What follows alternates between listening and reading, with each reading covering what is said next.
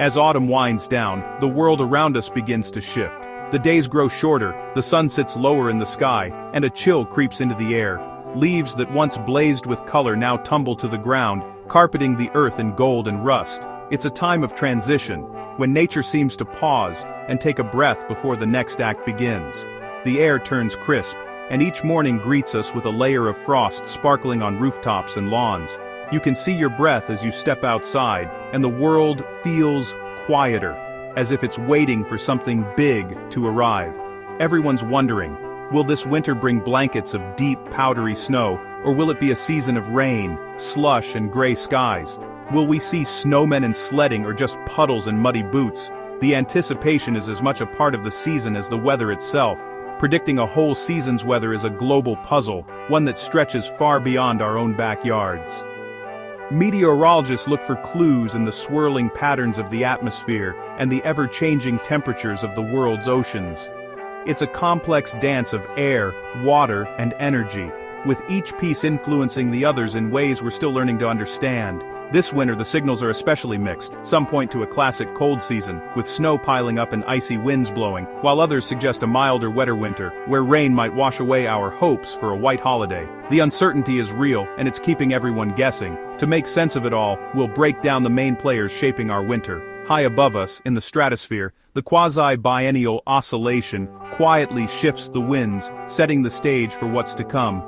Meanwhile, far out in the Pacific, La Niña stirs the waters, sending ripples through global weather patterns. Ocean temperatures worldwide, from the tropics to the poles, add their own twists. And then there's the polar vortex, a swirling mass of cold air that can either stay locked up in the Arctic or spill southward, bringing frigid blasts to our doorsteps.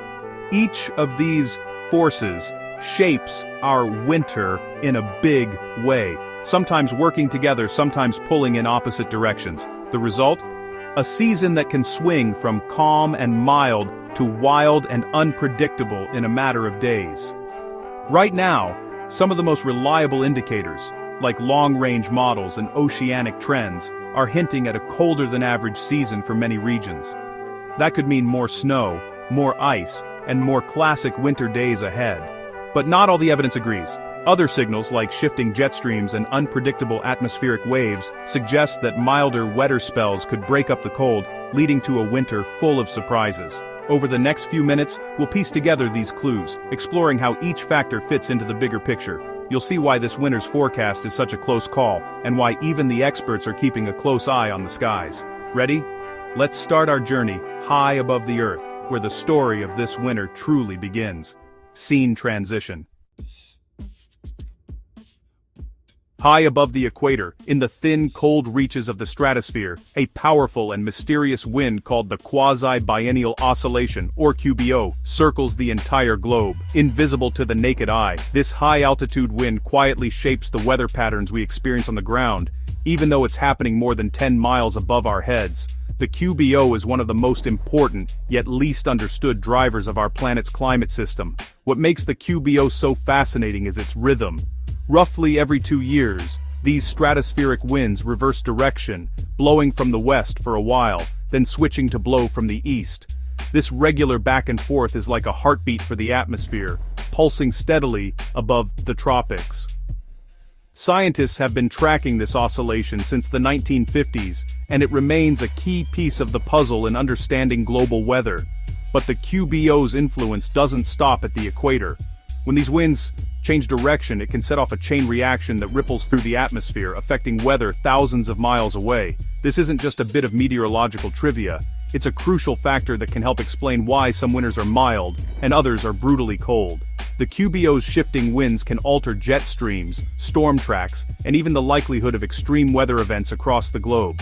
One of the most dramatic impacts of the QBO is on the polar vortex, a swirling mass of frigid air that hovers over the Arctic. The strength and stability of the polar vortex are closely tied to the phase of the QBO. When the QBO is in its westerly phase, the polar vortex tends to be strong and stable, keeping the coldest air locked up near the North Pole. But when the QBO shifts to its easterly phase, the polar vortex can weaken and become more unstable. This makes it much more likely for frigid Arctic air to spill southward, bringing sudden cold snaps and winter storms to places like North America, Europe, and Asia. In other words, the QBO acts like a remote control for winter weather, flipping the switch between locked-in cold and wild, unpredictable outbreaks. That's why, when meteorologists build their winter forecasts, they always check the current phase of the QBO. Is it westerly, signaling a strong polar vortex and a more stable winter? Or is it easterly, hinting at the possibility of dramatic cold waves and increased storminess? The answer can make all the difference in predicting what's to come. This year, the QBO's phase is clear, and for meteorologists, it's a major clue about what kind of winter we might expect. By understanding the QBO, we can get a sneak peek at the forces shaping our weather, long before the first snowflake falls. So, what does the QBO have in store for us this season? Will it keep the cold bottled up, or unleash it across the continents? Let's dive deeper and find out what this high-altitude wind means for our winter ahead. Scene transition. End of scene. For winter 2025-26, we're entering a strong easterly QBO phase. This is one of the most reliable signals for a colder than average winter. Past severe winters, like 2009-10 and 2017-18, happened during strong EQBO phases. Why? Easterly winds in the stratosphere make it easier for atmospheric waves to disrupt the polar vortex, sometimes triggering a sudden stratospheric warming event. When that happens, Arctic air can spill south, bringing major cold snaps and snowstorms. But remember, the QBO isn't the only factor. Sometimes, even with an EQBO, winters can be mild if other pieces don't line up. So, while the QBO is a strong cold signal, we need to check the next big player, the Pacific Ocean. Scene transition. End of scene. Now, let's dive into the Pacific Ocean, where La Niña is taking hold. La Niña means cooler than average waters in the central and eastern Pacific, which shifts the jet stream and changes weather patterns across North America. This winter, La Niña is strengthening and expected to peak in early winter. Typically, La Niña brings colder, snowier conditions to the northern U.S. and drier, warmer weather to the south. When La Niña and an easterly QBO happen together, the odds for a cold, snowy winter in the northern states go up. But the Pacific isn't the only ocean that matters. Let's check the rest of the globe. Scene transition. End of scene. The Atlantic and Indian Oceans also shape our winter. The North Atlantic Oscillation, or NAO, can block or unleash Arctic air. A negative NAO, which looks possible this year, favors cold in the east. The Indian Ocean dipole is negative, reinforcing La Niña's global cooling effect. The Pacific Decadal Oscillation is also in a cold phase, amplifying La Niña's impact. All these ocean signals, La Niña, cold PDO, negative IOD, and a potentially negative NAO, are lining up for a colder winter, especially in the northern and eastern U.S. But there's one more piece to check before we call it the polar vortex. Scene transition. End of scene. The polar vortex is the gatekeeper of Arctic cold. When it's strong, cold air stays bottled up north. When it weakens, frigid air can plunge south. This year, the easterly QBO and La Niña both favor a weaker, more easily disrupted vortex. Long-range models suggest the vortex could weaken, especially in December and January, raising the risk of major cold snaps. The stage is set for a classic cold outbreak, but there's one more clue to check snow cover in Eurasia. Scene transition.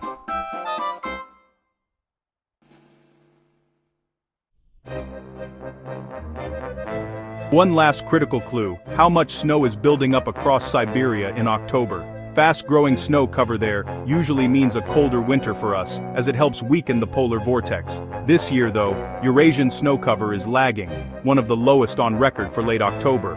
That's a red flag for a cold forecast, suggesting the polar vortex may stay strong early in the season. This could mean a milder start to winter, even if the other signals point cold. It's a classic case of conflicting signals, making this forecast especially tricky. Scene transition. End of scene. Endo dans the bistrono. So, what do we have? On one side, a strong easterly QBO, a strengthening La Niña, and cold signals from every major ocean. On the other, weak Eurasian snow cover, which could delay or blunt the cold. The big question: will the powerful stratospheric and oceanic drivers overcome the lack of early snow, or will the snow deficit hold the cold back? This is the central challenge of the winter forecast, a true meteorological tug-of-war. We have to weigh these factors and make the best call possible. Scene transition. Non dini, or understand, and instanger above the all instant scene. After carefully weighing all the available evidence and analyzing the latest climate models, meteorologists are beginning to see a clear trend emerging for the upcoming winter season. The data, collected from a wide range of sources, points to some interesting developments that could shape the months ahead. The forecast now narrowly favors a colder-than-average winter for much of the United States, especially when compared to recent years that have been milder overall. This means that many regions, particularly in the northern half of the country, could experience more frequent cold snaps and longer stretches of below-normal temperatures. The combined force of the easterly phase of the quasi-biennial oscillation, or QBO, and the ongoing La Niña in the Pacific Ocean is hard to ignore. These two powerful climate drivers are working together, influencing the jet stream and steering colder air masses further south than usual. This dynamic setup increases the likelihood of Arctic air intrusions and more active winter weather patterns. Even with the relatively weak snow cover in Siberia this year, a factor that sometimes signals a milder winter, the overwhelming influence of the QBO and La Niña seems to outweigh it. While Siberian snowpack can play a role in shaping global weather this season, it's not enough to tip the scales toward warmth. So, what does this mean for your day-to-day life? Expect a slow start to winter, with milder conditions likely in November and early December. You might even be lulled into thinking winter will be easy this year, but don't be fooled. By January and February, the risk of cold outbreaks and significant snowstorms rises sharply, especially across the northern and central states. The northern U.S. is most likely to see below-average temperatures and above-average snow, with cities from the Midwest to the Northeast bracing for more frequent winter storms.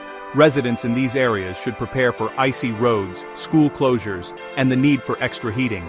Meanwhile, the South is expected to stay warmer and drier than usual. While some areas may see brief cold spells, overall the southern states will likely avoid the worst of winter's chill, with less risk of snow and ice disrupting daily life. Still, it's a close call, about a 52% chance of a cold winter versus 48% for a milder one. The margin is slim, and small shifts in the atmosphere could tip the balance either way.